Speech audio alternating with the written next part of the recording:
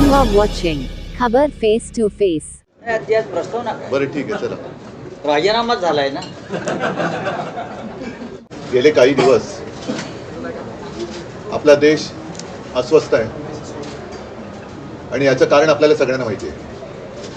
मला पहिल्या प्रथम अभिजित दिपके आणि या देशातल्या सर्व तरुणांचं आणि साहजिकच आहे त्यांना न घाबरता समर्थन देणाऱ्या त्यांच्या पालकांचं अभिनंदन करायचं आहे.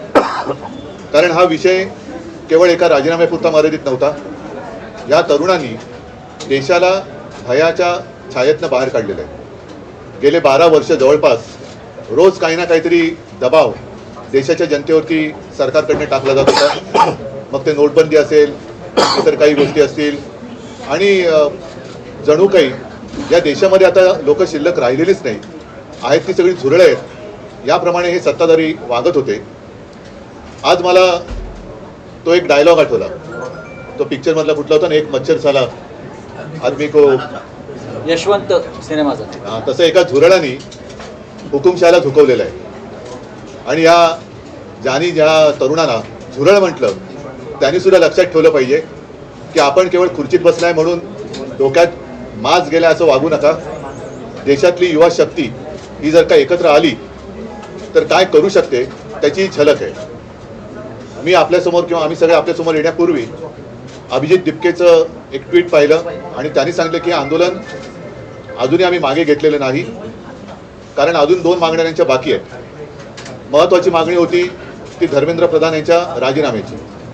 आता त्यांनी राजीनामा दिलाय का त्यांचा खातेबदल केलाय याच्यावरती अजून काही स्पष्टता नाही, पण त्यांनी राजीनाम्याचं पत्र हे सर्व माध्यमांसमोर दिलेलं आहे. आता हे झाल्यानंतर याविषयी जे प्रश्न निर्माण झालेले आहेत त्याचं पुढे काय होणार? कारण या आंदोलनाच्या दरम्यान भाजप सरकारचा एक बिभत्स भीषण गुन्हेगारी प्रवृत्तीचा चेहरा हा संपूर्ण जगासमोर आलेला आहे. ज्या पद्धतीने तरुणांवरती लाठ्या चालवल्या गेल्या, ज्या पद्धतीने तिथे आलेल्या युवतींवरती हात उचलला गेला.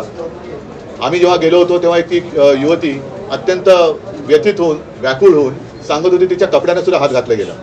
आता या पोलिसांवरती कोण गुन्हे दाखल करणार?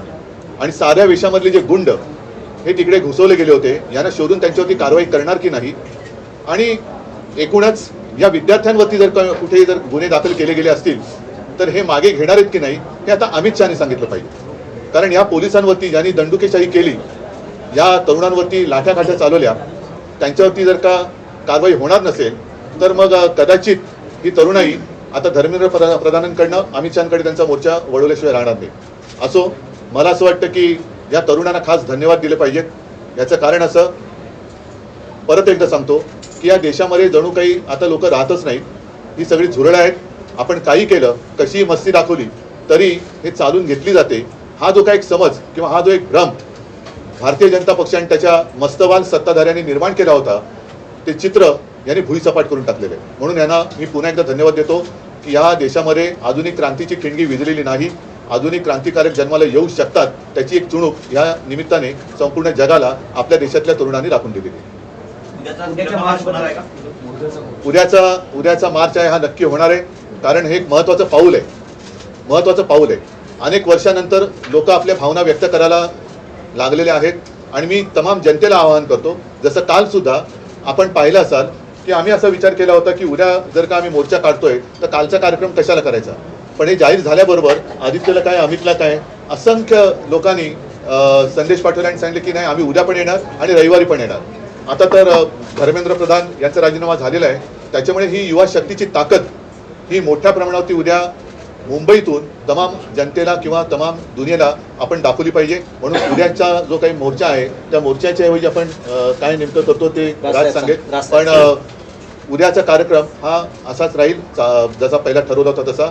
तिकडे जमू, पुढचं राज सांगेलच. पण या पुढच्या आंदोलनाची दिशा मी अभिजितला सांगणार आहे, कारण त्याच्याबरोबर मी फोन करण्याचा प्रयत्न करतोय. कदाचित तिथलं नेटवर्क जाम झालं असू शकेल, तिथे जामर लावलेत. त्याच्यानंतर त्यांच्याशी बोलून अभिजित आणि त्याचे सहकारी काय ठरवतील त्याच्याप्रमाणे सगळेजण पुढे जातील. उद्या शिवाजी पार्क मैदानामध्ये वीर सावरकर मार्गावरती तिथेच व्यासपीठ असेल. उद्या तिथून सिद्धिविनायकला जे जाणार होतो तर तिथेच असेल आणि तिथेच सगळेजण जमतील आणि तिथेच खरं तर हा या तरुणाईचा हा विजय आहे, खूप मोठा विजय आहे. याचं जर एका वाक्याचं वर्णन करायचं झालं तर या जेनझीनी सरकारच्या झिंज्या उपटलेल्या आहेत आणि त्यांना जमिनीवरती पूर्णपणे आणलेलं आहे. हा मला असं वाटतं खूप मोठा विजय या तरुणांचा आहे. त्याच्यामध्ये दिपकेंचा त्याच्यामध्ये खूप मोठा वाटा आहे आणि जे आज राजीनामा कधी कुठच्याही गोष्टीला मस्तवालपणे उत्तर देणारं जे सरकार आहे त्या सरकारला माघार घ्यावी लागली एवढ्या मोठ्या प्रमाणावरती. एवढं मोठं आंदोलन आज देशभर उभं राहिलं आहे आणि त्याचा जल्लोष मला असं वाटतं होणं गरजेचं आहे आणि त्याच्यासाठी म्हणून उद्या सगळेजण शिवाजी पार्कला तिथे जमतील. आतापर्यंत जो रोष होता तो केवळ धर्मेंद्र प्रधान यांच्यावर नव्हता, तर आता रोष जो आहे तो पंतप्रधान यांच्यापर्यंत मी गेला. कालच म्हटलं होतं की हा जो राग आहे आता हा प्रधानांवरून पंतप्रधानांवरती गेलेला आहे. आणि एक गोष्ट तुम्हाला सांगतो की याच्या पुढचे जे काही निर्णय आहेत हे मला असं वाटतं अभिजित दिपके हे जे घेतील त्याला आमचा पूर्णपणे पाठिंबा असेल. त्यांनी ह्या गोष्टी सुरू केलेल्या आहेत, निर्णय त्यांनीच घ्यायचा आहे आणि ते जे ज्या प्रकारचे निर्णय घेतील त्याला मला असं वाटतं देशातला तरुण पाठिंबा देईल. साहेब, ही घटना राजीनाम्याचं पत्र दिल्यानंतर देवेंद्र फडणवीसांना अमित शहानी दिल्लीत बोलावून घेतलेलं आहे. कदाचित महाराष्ट्रामधून पुढचा शिक्षण मंत्री असण्याची शक्यता वर्तवली जाते, तर याच्या तातडीने बोलून घेतलं. तुम्हाला काय वाटतं? तुम्हाला जेवढी बातमी कळली तेवढीच आम्हाला कळली आहे, ह्याच्या पलीकडे आम्हाला काहीच माहित नाही.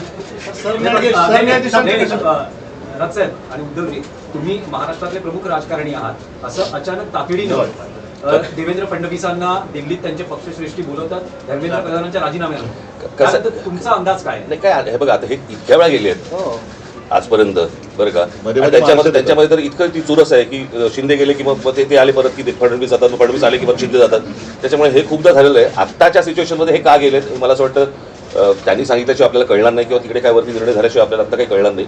कारण जशी तुम्ही आत्ता बातमी ऐकली तशी आम्ही पण आत्ताच ऐकलेली आहे. त्याच्यामुळे आता याच्यावरती आत्ता या क्षणाला काय बोलण्यात अर्थ नाही. मन की बात होणार असं काहीतरी म्हटलं जातं. मन की बात होणार असं म्हटलं जातं. खरं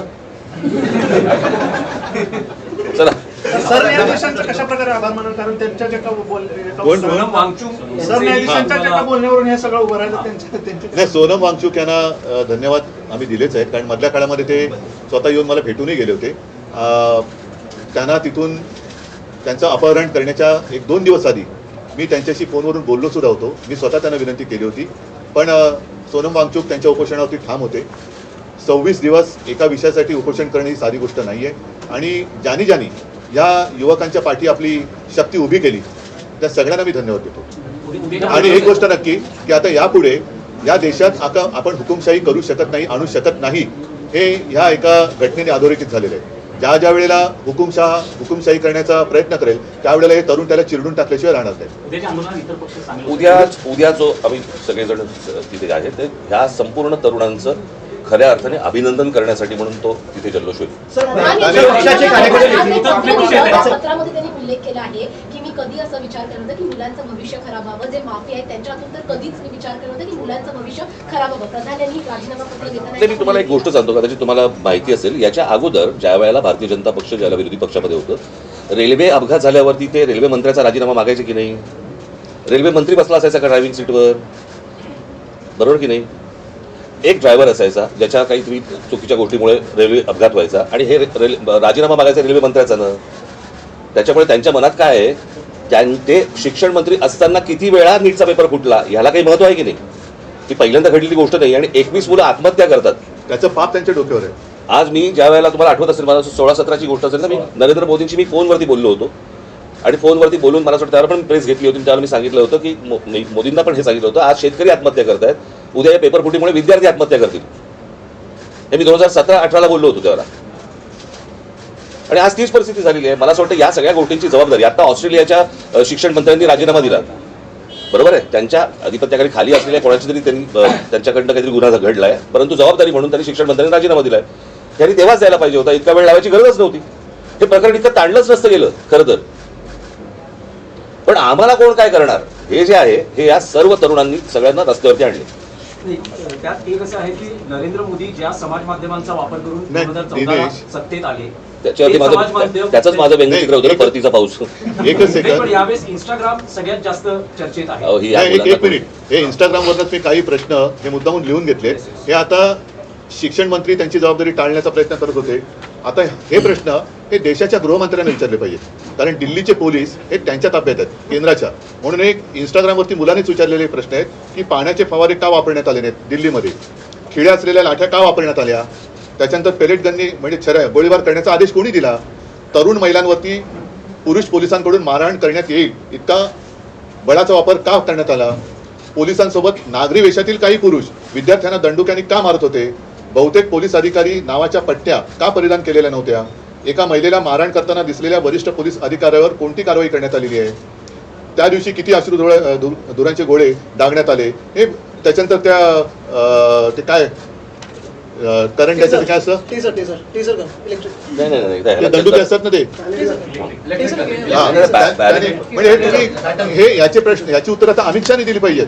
बॅरिकेडना करंट लावले बॅरिकेडना करंट लावले होते. आज सुद्धा तिकडे नागपूरमध्ये आमच्या एका युवती सेनेच्या कार्यकर्त्याला काल एवढ्या वाईट पद्धतीने मारहाण केले आणि तिथल्या पोलीस राजनीत तो विषय घेतला होता. तिथल्या पोलीस आयुक्तांचे संघाबरोबरचे संबंध आहेत.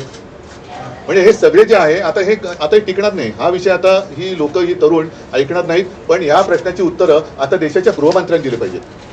तुम्ही काल जे मी म्हटलं ना की विद्यार्थ्यांना शिक्षकांनी हात लावू नये, मारू नये, जर मारलं हात लावला तर त्याच्यावरती शिक्षकावरती कारवाई होते.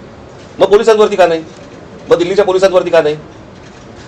खिळे लावलेले दंडुके घेऊन तुम्ही जर मारणार असाल मुलांना, वाटेल ते बाहेरची माणसं आणून तुम्ही जर समजा त्यांना बडवणार असाल, त्या पोलिसांपेक्षा हे आदेश कोणी दिले, हे असं करा म्हणून कोणी सांगितलं?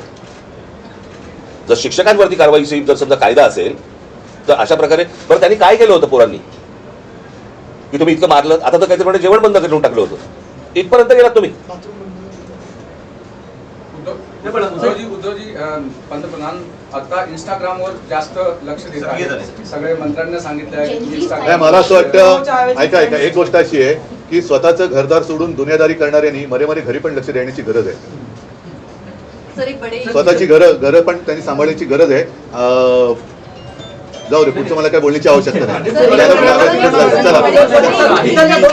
इतरच्या दोन मागण्या तुम्ही आता म्हणालात नाही या त्यांनी केलेल्या आहेत आणि त्यांच्यासोबत आम्ही आहोत. देखील गुन्हे दाखल झाले, तसेच मुंबईला देखील गुन्हे झाले. तुम्ही पण ते मला असं वाटतं मी तरी एखादा कुठच्या एक गोष्ट झाली.